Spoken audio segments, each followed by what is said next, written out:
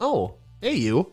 It's Kat and Steve with the Positively Midwest podcast. Well, hello there. Now, before this next episode, let's talk about sharing our mission. To help, we have hooked up with Anchor.fm to help us keep launching Positively Midwest to as many ears as possible. The more we expand our reach, the more lives we can help inspire. If you haven't heard of Anchor, it is the easiest way to make a podcast. Bonus, it's free. There are creation tools that allow you to record and edit your podcast right from your phone or computer. Well, Anchor will distribute your podcast for you so it can be heard on Apple Podcast, Spotify, Google, and many more. You can make money with no minimum listenership, which helps our cause. It's everything you need to make a podcast in just one place. So go now, download free Anchor app or go to anchorapp.fm to get started. Now, sit back and enjoy the next episode of the Positively Midwest podcast. Well, hey everybody, and welcome to another episode of Positively Midwest podcast. My name is Steve Jurens, and will you believe it or not, but I'm riding solo again. The lovely, beautiful Mrs. Jurens is in Vegas right now, and she is professionally shopping for clothing, is what I would say. So she's at what they call in the streets, the market. So, anyways, she is doing work stuff, and I'm sure enjoying herself, or at least I hope so. And so I'm going to ride solo again. I've done a few of these, so it's like the first few back in the day. So, anyways, I'm not sure how I stumbled across this other than scanning through Netflix, wanting to watch just something that maybe could be in the background. I especially like to do that when I'm like cleaning something in the garage, which this will be ironic when I tell you what the show is, sort of. But then when I'm doing the dishes and stuff too, or cooking, things like that. So basically, the show I come across on Netflix at the time was Hoarders. So I don't know. I've seen a couple of episodes before, and it wasn't. I must not have been too engaging then. But as I started to watch this and see the psychology behind the people, you know, I obviously in the last year or two, as I've been going through my own journeys, I sit back and I wonder, well, what makes someone want to be that way or think that way or do stuff that way or however you want to phrase that. So this is one of those situations where I just wanted to learn, I guess. And it's kind of like the cliche statement is with a car accident, you can't look away or something to that effect. That's kind of a crude way to explain it. But anyways, so as I like to do, I want to learn. And maybe you don't want to read the articles, and maybe you don't mind me reading some of it to you. But I did also reach out to one of the doctors. I looked up the list of doctors and was checking a few of them out. And I really specifically liked how this one individual, had kind of explained how they dealt with the patients and so on. But it was Dr. Renee Renardi. And so I checked it out, and she is actually from what I can tell, Fargo, North Dakota. So, I mean, I think it's destiny to have her on Positively Midwest. So I sent an email, which I should have done this before, but I just started watching this show last week a bunch, and then Catherine was going to be gone, and we didn't have a guest scheduled, you know, with everything going on. So I thought, hey, hoarding would be something, and the psychology behind it would be something to talk about. I could ride solo on that one for sure. And if we get this gal in for an interview, then hopefully Catherine's back and ready to rock. Excuse me. I gotta take a little drink because now Catherine doesn't talk in my place. So, as I like to do, I went and found an article that is from Anxiety and Depression Association of America, Triumphing Through Science, Treatment, and Education. The ADAA.org. ADAA.org. So, it is basically called Hoarding the Basics. So they have a lot of references in here from the January-February issue of Piling Up, unpack ideas about hoarding disorder, American Psychiatric Association, what is hoarding, and the hoarding fact sheet as well. So you could always find that information out there as well, because I always post all the websites and all that good fun stuff in the description of the episode that you are listening to now, which is a look at hoarding. And this article goes, Hoarding the Basics. I've always had trouble throwing things away. Magazines, newspapers, old clothes. What if I need them one day? I don't want to risk throwing something out that might be valuable. The large piles of stuff in our house keep growing. It's so difficult to move around and sit or eat together as a family. My husband is upset and embarrassed, and we get into horrible fights. I'm scared when he threatens to leave me. My children won't invite friends over, and I feel guilty that the clutter makes them cry. But I get so anxious when I try to throw anything away. I don't know what's wrong with me, and I don't know what to do. This example is typical of someone who suffers from hoarding. So, understanding hoarding. Hoarding is the persistent difficulty discarding or parting with possessions, regardless of their actual value. The behavior usually has deleterious effects: emotional, physical, social, financial, and even legal for a hoarder and family members. And a lot of times in that show too, especially people that have things outside and they're stacking up everywhere, they will have code violations and they're up against fines and things like that. So yeah, definitely see legalities there. For those who hoard, the quantity of their collected items sets them apart from other people. Commonly hoarded items may be newspapers, magazines, paper and plastic bags, cardboard boxes, photographs, household items, food, and clothing. And watched one about food. It was like one of the first seasons, and this gal would continue to purchase, just fresh foods, perishable foods. And like there was pumpkins that were rotting and sitting on the floor. And so especially things like that, you and me think, how could you live like that? That smell, there was rotten meat and in the refrigerator and like juices in one of the drawers. I mean, it is really disgusting. And, but I don't know. I mean, think of, someone at their worst, drug addicts, alcoholics. I mean, they puke on themselves, or, just, it can get really disgusting. The things that people will do with whatever sickness that they may have. So, hoarding is another mental, a disorder, if you will. So in most of the current episodes, anything that was on Netflix anyways, they say, and upwards of 19 million people are affected by hoarding. So then they said, here you can click to find out more about animal hoarding. And I watched an episode where they had, what was it? 71 or 76 cats. They were moved from this place, and only like 30, some late 30 or early 40, some of them were alive. And they found litters of kittens, and they found, skeletons all over, and the ammonia in that place, people were throwing up, so, and I think the more that we can continue to learn about this stuff and the psychology behind it, maybe even how to approach someone, especially a family member, that can really be, just maybe you can help somebody out someday. Also, maybe before I dig into some more of this here, where there's symptoms and behaviors and stuff too. Nope, I'll do it at the end. We'll do a recap of how I'm doing here at the end. So, hoarding can be related to compulsive buying, such as never passing up a bargain.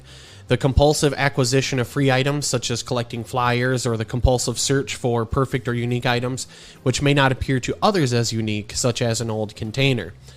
So I ran into some of that. They always talk about how there's a difference between a collector and someone who hoards. So a guy had a magazine that was from like 10 years ago. and it really had no relevancy as to why he wanted to keep it. There was no important article. You know, I can't help but watch this show and think of different things within myself. You know, so I've got a collection of some magazines that, you know, like David Bowie, when he passed away, I bought a collector's edition Rolling Stone, like, maybe, right? And it's not, I guess, in my head, though, I'm not, like, saving it like, oh, someday I'll make a bunch of money off this, which some people do feel that way. You know, they just think of all the money they've stuck into it. There's been episodes about that, and they have difficulty letting it go. But, you know, I just hope that I always have this picture of Catherine and I being old, and maybe our lives will change and we'll just have to keep purging. Because every year I think we always do a good purge, especially in the springtime when, you know, the sun starts to come out for the first time and it's not 100 degrees outside. Well, it's been late 80s, but still pretty darn good for the old South Dakota. So, anyways, I'm hoping I see this picture of Catherine and I, and we're like looking at these old magazines, or maybe I just am as an old dude and just sitting there sipping on my coffee or whatever the heck and looking over some mountain or on our deck or just whatever. Usually it's me in like some kind of a motorhome thing, though. That's pretty rad. Pops out everywhere. And we've been traveling around, and I've just brought a bunch of old DVDs, but by then most of that stuff is probably going to be on streaming services for free. Like what you can watch now for free is like 80s movies, like, you know, unless it's super popular like Breakfast at Tiffany's, but already you can watch like American Pie and all these old Adam Sandler movies and things like that we grew up with. So I have like over 250 some DVDs and Blu-rays, thinking that's what we would do, is carry it around and watch movies. But then it's like, I got all the cases here. I mean, I might as well just condense them down into like a CD case and carry that around. But then by then, who knows? Internet will be free, or it'll be satellite, and it'll be 2 cents a month. I don't know. We're only 37, so I'm hoping this is 100 years from now. But anyways, I don't know. This show just really makes you think about a whole bunch of different things, because now I just had to stop and think like, geez, you know, what am I keeping all that stuff for? And we don't ever watch those movies, and are we gonna? We'll get there. Anyway, so symptoms and behavior. Someone who hoards may exhibit the following: inability to throw away possessions, severe anxiety when attempting to discard items, great difficulty categorizing or organizing possessions, indecision about what to keep or where to put things, distress, such as a feeling overwhelmed or embarrassed by possessions. There is quite a bit of that. You know, in my eyes, some of the worst cases, or my perception or just opinion, you know, in a sense, it looks through the television that some of the worst cases, you know, the people themselves, they look like they're maybe not as hygienic, you know, as what you would maybe consider in a normal situation, whatever that means by today's standards. But maybe they haven't bathed in a while or whatever. Some people don't have running water, or they can't use the facilities. They're using buckets. But, you know, in some of those other cases, you can't really even tell to some degree in the outside world that they would be someone that lives that way. You know, and I think our home is got some clutter, but to me it's not like gross. You know, I don't think I walk around and I go, ooh, gross, I don't want to sit there, or it stinks or anything like that. But we're just always on the go, and we're trying to do as much as possible in this world. So sometimes we got a stack of notebooks sitting around, or we've got some projects Catherine's been working on, or, you know, we're just not neat and tidy and organized. But yeah, we're living, man. So you can probably explain that any way you want. But a lot of this happens: suspicion of other people touching items, obsessive thoughts and actions, fear of running out of an item or needing it in the future, checking the trash for accidental discarded items. The one I was just watching before I come in here, I think the dad was living with a couple of the kids, and they've just kind of let it build up, and it wasn't so much gross, but he would buy a lot of stuff and then just have it stacked all over the house, and there would just be pathways everywhere. But you do know when you get underneath that stuff, a lot of times there's rats and things like, or mice or whatever in there. So, but anyways, she would throw out some kind of, it was like a makeup pad or something like that, or a makeup cleaner or whatever. It was like some brush, but they dry out. And I guess he basically dug it out of the garbage so that he said he could clean his fingers with it from when they get like really dirty from, carpentry or mechanical things. So, functional impairments, including loss of living space, social isolation, family or marital discord, financial difficulties, and health hazards. I did run into, there's a lot of those. Of course, it's a loss of living space, social isolation because they don't want anybody to come over, or a lot of times they just build up this wall around them too. Excuse me, I had to take a little drink from my Positively Midwest water bottle.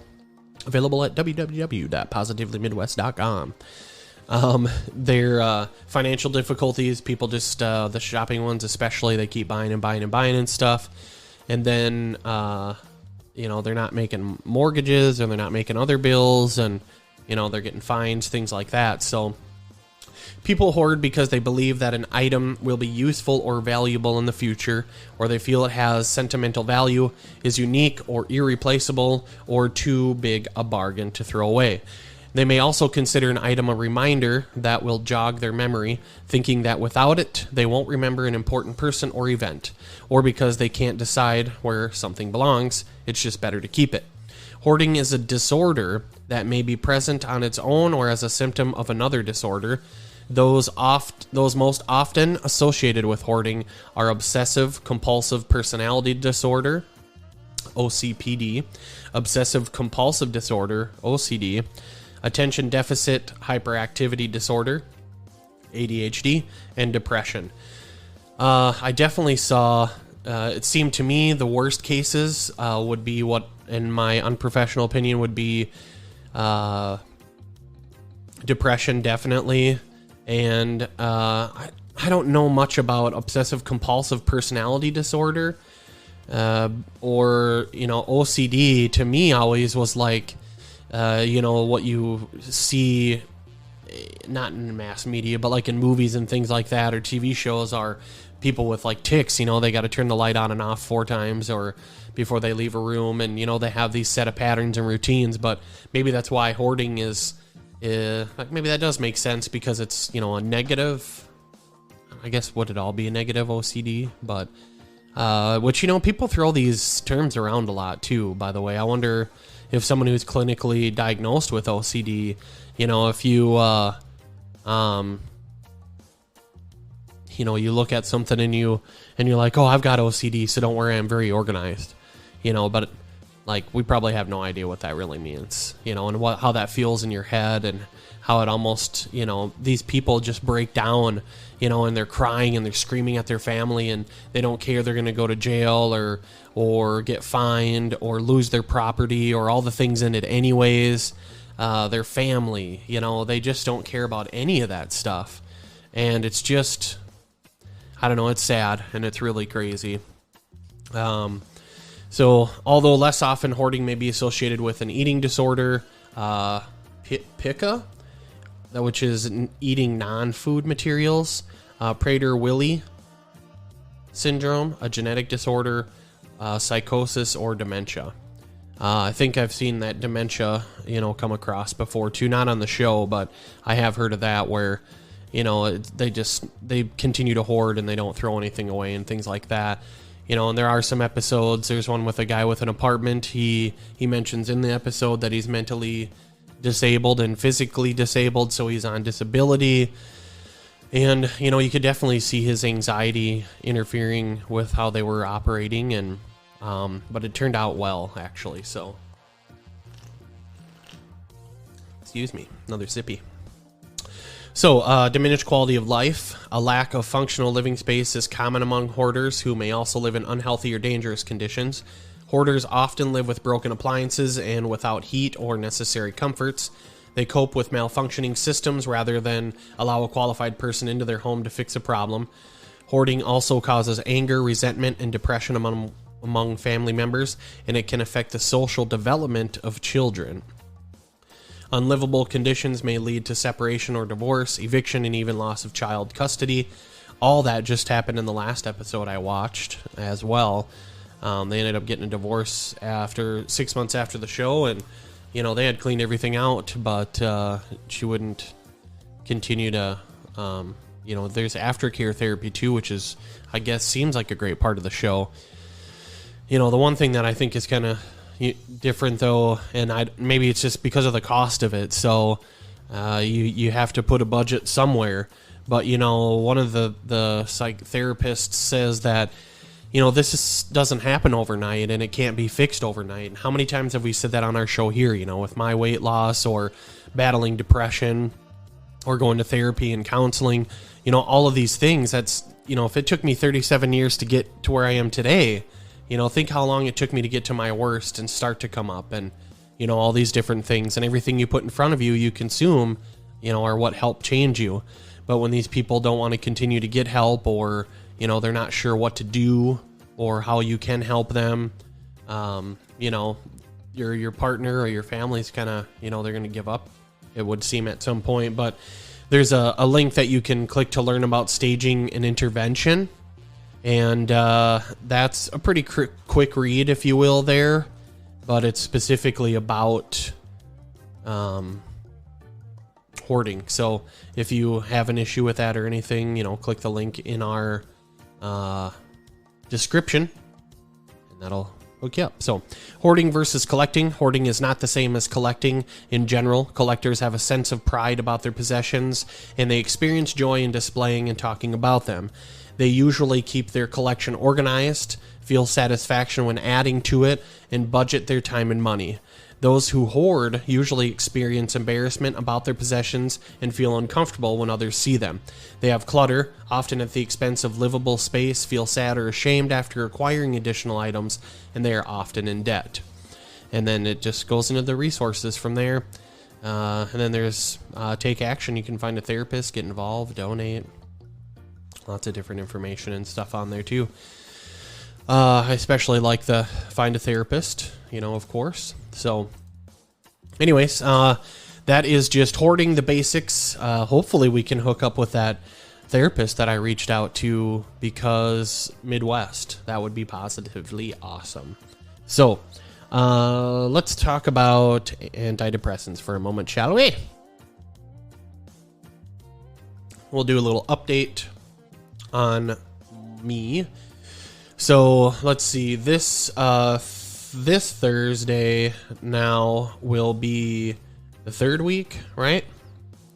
That was 1, and that was 2, and that was 3. So this the 12th Thursday, 2021, August. That'll be 3 weeks, and I don't know how much has changed since the last week. Honestly, I feel that, some of this, like this extra, I don't know, it's really interesting. It's like a feeling of having some kind of energy and,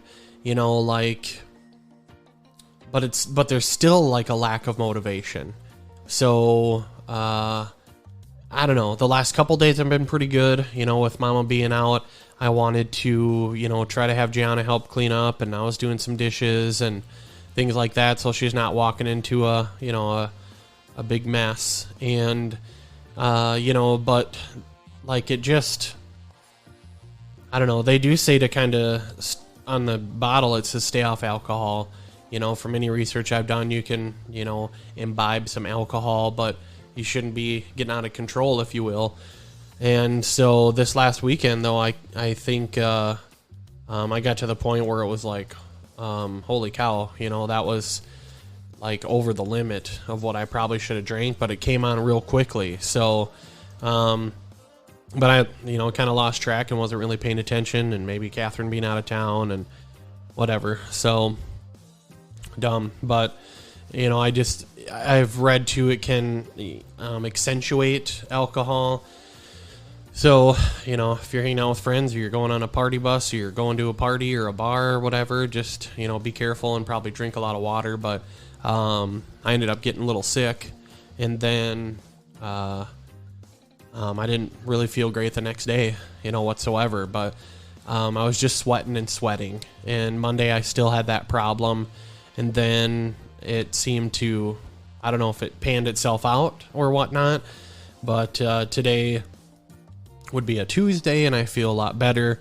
So Sunday, Monday, Tuesday. So now, as everyone jokes when you get older anyways, I got a 2-day hangover, but I've never had those. So whether that's a blessing or a curse, I'm guessing for one point in my life being probably a functioning alcoholic, or to some degree, certainly was abusing it. That can be dangerous. So, but I didn't really like any of how that buzz was feeling towards the end. So anyways, aside from that, the counselor feels that she can notice some difference. Like she said, I'm generally pretty optimistic anyways, but there's just this kind of, like this flow, like, hey, it's okay. Everything's all right. I think I've been speaking to Catherine a little bit differently, and just more emotions come out with me, from me with her. I just, I think about her a lot, and I care about her a lot, and I just, I want to help her all the time, and I want to make her feel good. And I think I've been on that track for some time, and maybe that's where my focus is so much in my life. I'm worried I'm not focused enough on my job, or I'm always worried I'm not doing good enough, which from what I am told is ridiculous, but I just, sometimes that makes it hard for me to do my job to the best of my ability every single day. And then you show up for your spouse, and those are the things that do spin through your head. And when you do have some level of depression and then you add anxiety on top of that, whatever that means for you, but that can be really difficult. So they say, 4 to 6 weeks, things can change, but she's said that she's noticed some change already. I don't know about Catherine per se, but I know I can't wait to see her again, and I've certainly missed her. And she video chatted me one day and sent me a couple snaps, and man, she is just, I was talking to somebody at work about it just, I think yesterday or earlier today, I can't even remember, but like all the years that we've been together. I think I was telling my counselor about it today, and I was like, I look at her in a picture, or she sends me a snap or whatever, and she has these blue eyes and this curly, whatever colored hair, sandy blonde type stuff, but she is just hot. I think she's just gorgeous. So I'm a dork, but I also know she'll probably listen to this a little bit later, because she likes to listen to the ones if we're not together. But I don't know, man. She's been on my mind a lot lately, and I think that's great. And I hope it continues to all just be positive changes. And you know what? Still have gotten frustrated with her, and we had a good conversation. I still have gotten a little sad, but nothing that really stands out, which is probably the most significant because of how I felt, within the last couple months. There was just some bad moments in my head. And so anyways,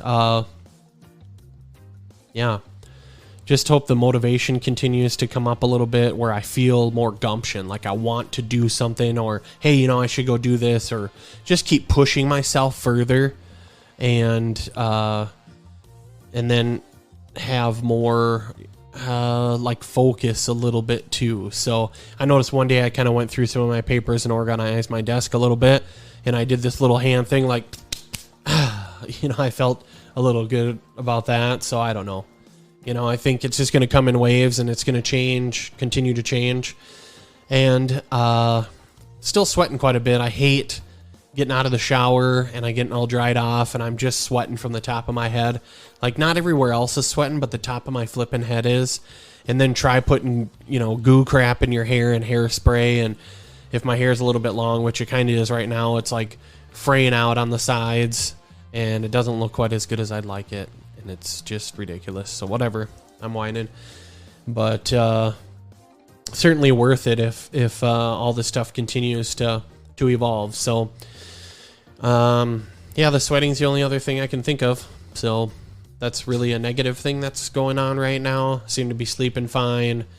And this week I haven't really gone to the gym yet. I plan to go when Catherine gets home. I've kind of been hanging with the llama jama and in the morning for a minute, and then she's been hanging. So anyways, I will continue to keep you guys updated. I hope we can find that therapist, and she replies back and is like, yo, yeah, let's talk about that. And I'll keep you yeah, I don't know, guys. Things are pretty good. So if you've got any questions, give us a holler. Or if you got any ideas or show things you've got ideas on, we're pretty raw and organic, obviously. If by now you should know. This is the 84th episode, which I didn't notice, or I didn't mention, which I usually do in the beginning. So, we are obviously very laid back. So I appreciate everybody who hangs on with us, and this is going to continue to evolve too. I've kind of slacked off on doing some of my online learning, and hopefully I'll get that back on track here too, and we'll be launching some fun stuff with that stuff too. Just a different way to continue to help people and spread awareness and change those mindsets, and make the world a teeny bit better place. Be part of the change, right, kids? Taking a little sip. That is delicious. So, alrighty, well, I think I'm going to close this bad boy out. Nice little short episode that we're doing here. And hopefully Mama Bear is back with us after the next round. And also had that publicist guy reach back out to me, and we can start to schedule some other episodes. And we had to cancel a few because of some things were going on. So when we know we're free and clear, bam, bam, we'll get back into some different interviews and things like that. So thank you all. Appreciate you. Let's get official. Thank you all from the bottom of our hearts for listening to the Positively Midwest podcast. Our hope is to inspire, engage each other's thoughts, and leave you with some great advice. Be sure to join our Facebook group and follow us on Instagram at Positively Midwest Podcast. We got a TikTok, but not much on. Make sure you like, comment, share, and screenshot our podcast with all of your cool friends, because every little bit helps. We're in most all major platforms, and you can stream it on our website at positivelymidwest.com. Also, check out our merch store and the online store. All proceeds go to help those in need find therapy or rehab. Please reach out to us at positivelymidwest@gmail.com if you'd like to look into therapy or rehab, or you have a crazy good idea or a story you'd like to share. Thank you. And as always, please always stay positive.